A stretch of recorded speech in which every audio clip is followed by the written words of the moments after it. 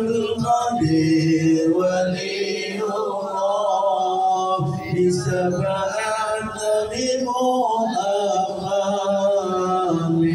الله ولي الله بالبركة والكرامة شيخ القدير ولي الله بسبعة بمؤمن بإذن الله ولي الله اللهم صل على محمد.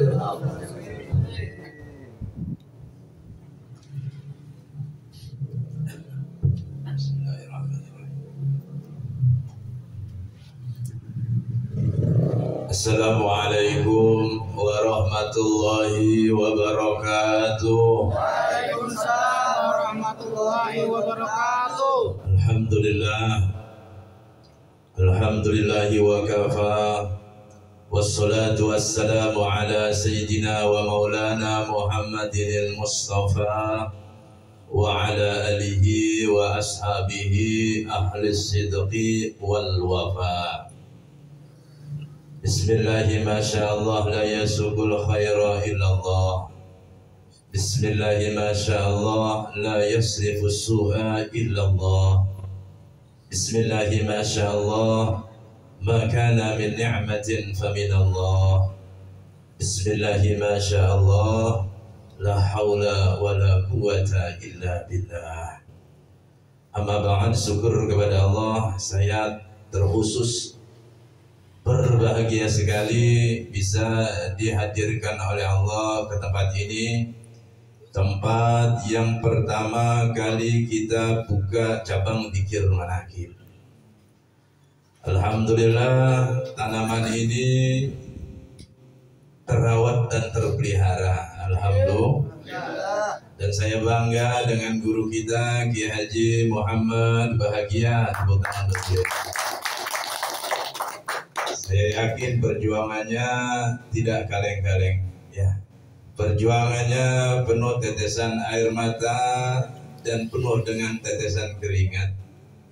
Tapi saya yakin tidak ada yang sia-sia di sisi Allah.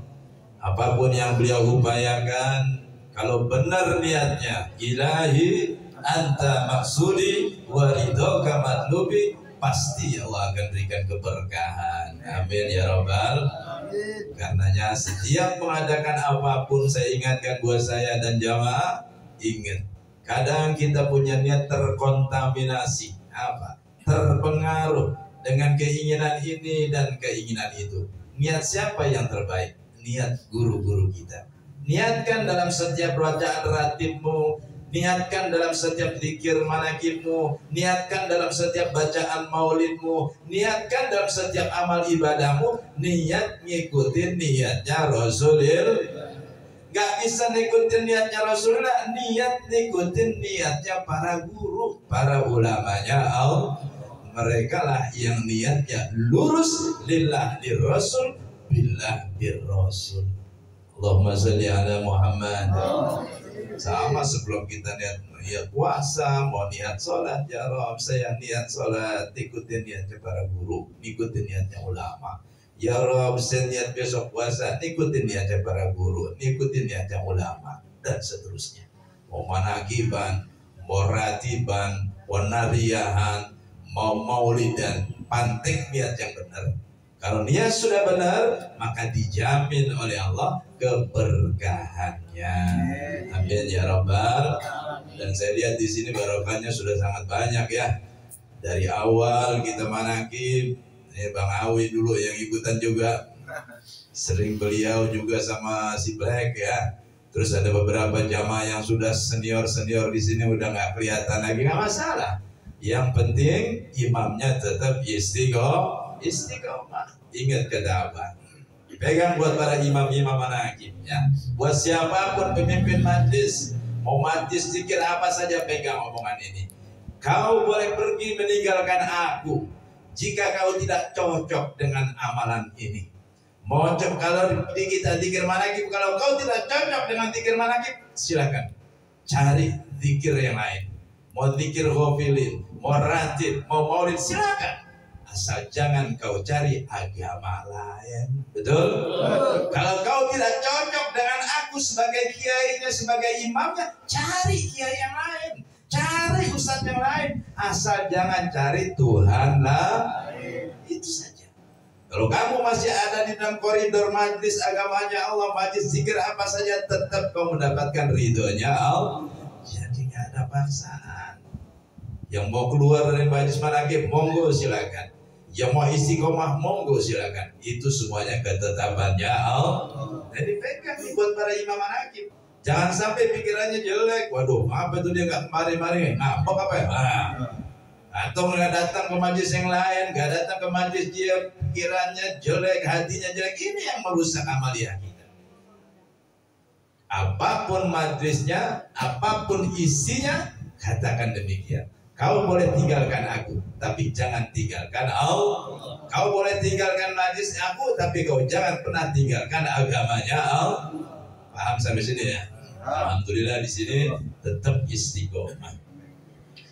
Salawat beserta salam selalu tercurah ke hariban junjungan kita Nabi besar Muhammad sallallahu alaihi wasallam. Ini bulan-bulan Sya'ban ya. Bulannya Kanjeng Nabi. Mudah-mudahan di bulan Sya'ban yang penuh barokah ini Rasulullah sallallahu alaihi wasallam menjadikan kita sebagai umatnya ila yaumil qiyamah dan mendapatkan syafaatnya di dunia wal akhirah. Amin ya rabbal. Semoga barokahnya orang tua, barokahnya mertua, barokahnya seluruh guru-guru kita. Ini paten ini ya. Jadi dalam setiap manaqiban ya, doa ini harus selalu kita baca ya. Sebagaimana kita makmum kepada apa? Kenapa kita harus minta barokah orang tua, minta barokahnya mertua, minta barokahnya guru? Karena gak mungkin kamu hidup bahagia, gak mungkin kamu hidup barokah tanpa ada keberkahan mereka semua. Kau bisa jaya saat ini menjadi apapun saat ini, mau jadi kiai, mau jadi pejabat, mau jadi pengusaha, tak mungkin terjadi tanpa wasilah orang tua. Kau saat ini punya keturunan, punya anak yang banyak, punya cucu dan sebagainya, tak mungkin terjadi tanpa ada wasilahnya mertua. Kau bisa hebat melaksanakan ini dan itu, tak mungkin terjadi tanpa wasilah barokahnya guru. Dari akhirnya mereka itu gak henti-hentinya mendoakan kita. Melek mata doain anak, betul ya? Merem mata doain anak, sejak masih di kandungan sudah didoakan. Bahkan semenjak mereka akdun nikah, orang tua kita, nyak baba kita akdun nikah udah didoain semoga keluarganya sakinah, mawadah, warahmah. Amin Allahumma. Amin. Semoga keluar dari keduanya keturunan yang soleh dan soleha. Amin Allahumma. Amin. Semoga anak keturunannya ditinggikan derajatnya oleh Allah. Amin Allahumma. Doa kebaikan dipanjatkan buat kita bahkan sebelum adanya kita. Barangkali doa tersebut belum dijadikan nyata oleh Allah, kita minta. Makanya Imam Manaqib jadi yang mengikuti apa? Selalu minta. Semoga barokahnya orang tua, barokahnya mertua, barokahnya seluruh guru-guru kita, terkhusus barokah karamahnya Sultanul Aulia Syekh Abdul Qadir Jilani terlimpah kepada kita semuanya. Ya Rabbal. Para alim ulama, para kiai, para zuama, para asatidzah, para jamaah yang saya banggakan, yang saya cintai. Kalau di jamaah manaqib ya, itu biasa yang namanya istiqomah apapun bentuknya. Betul ya? Istiqomah zikirnya, istiqomah infaknya, istiqomah nyenengin orangnya, itu biasa. Karena selalu ngikutin gurunya. Gurunya begitu, ya kita jamaahnya bolehnya juga begitu. Jangan sampai di antara satu dengan yang lainnya saling curiga, saling iri, saling menghasut, saling dengki. Itu bukan bagian dari jamaah manaqib. Ada yang pada hasut di sini? Ada yang pada gontok-gontokan? Jangan sampai ada. Kalau kita mau tahu ketika kita mulai mantek niat, ikutin apa? Ilahi anta maksudi waridoga madlubi ilahi a'tini mahabbatan wa ma'rifatan. Yang diminta supaya dikasih cinta Allah dan ma'rifat kepada Allah. Ridhoka matlubi, keriduan Allah lah yang kita cari. Nah, sering saya sampaikan di dalam setiap manakiban, bagaimana engkau bisa mendapatkan ridhonya Allah kalau Allah sudah mengqayyidkan ridha Allah fi ridhal walidain wa sukhtullah fi sukhtil walidain. Ridhonya Allah tergantung pada ridha orang tuamu, kebencian Allah, murka Allah tergantung kepada orang tuamu. Bagaimana mungkin kau bisa mendapatkan ridhonya kalau kau tidak bisa mendapatkan ridhonya orang tua? Makanya awal marah dalam manakiban istighfarnya, astaghfirullahaladzim li abi wa ummi, astaghfirullahaladzim li abi wa ummi. Pertamanya bapak. Kenapa? Karena satu-satunya jalan kita untuk mencapai ridha Allah yang dinaskan di dalam hadis dan Al-Quran dengan cara mencari ridha orang tua. Makanya di bulan penuh barokah ini, ayo kita perbaiki hubungan kita dengan orang tua. Sehebat apapun kau, sekaya apapun kau, kau tidak akan pernah bisa melewati orang tuamu. Betapa banyak kisah-kisah luar biasa. Ahli ibadah, zahid, wara, yang tekun ibadahnya kepada Allah, mendapat ujian yang besar cuma gara-gara dipanggil gak nyaut. Siapa tuh? Juraij. Bahkan dalam satu keterangan, kalau kita sholat, bukan hanya sholat sunnah, sholat wajib dipanggil orang tua nyaut.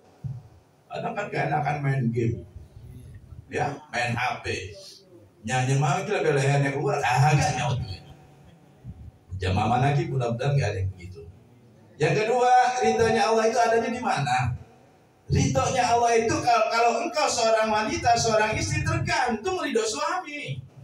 Nah, ini mama perhatiin baik-baik. Kau boleh ngaji, berhatam-hatam Quran, pergi umroh berkali-kali, kemudian sholat tasbih, sholat berbagai macam kegiatan keagamaan, tapi kau buat suamimu kecewa, jangan harap itu mendapatkan berkat. Jadi apabila engkau seorang tua, seorang anak, carilah keridhaan Allah melalui orang tua. Apabila engkau seorang istri, carilah ridha Allah melalui suamimu. Gak ada persyaratan suaminya harus soleh, gak ada. Suaminya harus baik, gak ada. Pokoknya setiap orang yang diakadkan, dinikahkan kepada engkau menjadi suamimu, maaf apapun model dan bentuknya, carilah ridho suami. Semuanya bapak-bapak hilang ini. Bapak kata juga apa? Nah, yang terakhir. Mama harus perhatiin juga ini. Ridhonya Allah tergantung dari bagaimana keridhoanmu akan ketetapannya Allah. Sebagai anak, sebagai orang tua, ya, ridholah engkau kepada anakmu. Ridholah engkau dengan keadaan apapun yang kau dapatkan dari anak-anak. Sebagai suami, ridholah engkau dengan apapun keadaan yang terjadi kepada istri. Keadaan ekonomi, keadaan kehidupan, ridholah kamu. Karena itu semua ketetapannya Allah. Hidup bukan pilihan. Hidup ini adalah ketetapan. Dan kita hanya tinggal menjalankan. Jalani, syukuri, dan nikmati. Allahumma sholli ala Muhammad. Memang mudah untuk diucapkan, tapi ketika menjalankan rada-rada liangan juga di kepala ini. Apalagi yang punya utang, ya, ditagih utang, yang mengontrak belum bayar kontrakan, belum anak belum bayar sekolah, belum yang bayar pajak belum. Tapi yakinlah, kalau kamu menjalaninya dengan keikhlasan, dengan kerelaan, dan jangan larut dengan masalah, pasti Allah akan beri jalan keluar. Di antaranya tadi kayak Kiai siapa tadi? Kiai Edi. Itu sebenarnya dalam sebuah hadis Al-Imam Ahmad bin Hanbal yang berasal dari hadis Abdullah bin Abbas mengatakan, Rasulullah bersabda, man lazimal istighfar, ya, Man nazimal istighfar ja'alallah min kulli hammin faraja wa min kulli dhikin makhraja wa yarzuqhu min haitsu la yahtasib. Nah, Imam Ahmad bin Hambal ini jadi bukan Imam Malik, berangkat udah tua, kenapa pengen sekali pergi ke Irak. Di sana ya seperti tadi kisahnya, dia lihat dipanggil sama seorang pembuat roti, kemudian dia setiap melakukan apapun beristighfar, ngasih gula istighfar, ngasih garam istighfar, ngaduk adonan istighfar, sampai ditanya, berapa lama kau melakukan ini? Seumur hidupku. Dan apa yang telah Allah berikan kepadamu, semua sudah Allah berikan. Benar apa yang disabdakan Nabi. Siapa yang mendoamkan istighfar, kalau dia susah disenangin. Kalau dia punya masalah, dikasih jalan keluar masalahnya. Kalau dia terhimpit masalah rezeki, dikasih rezeki yang tidak diduga-duga.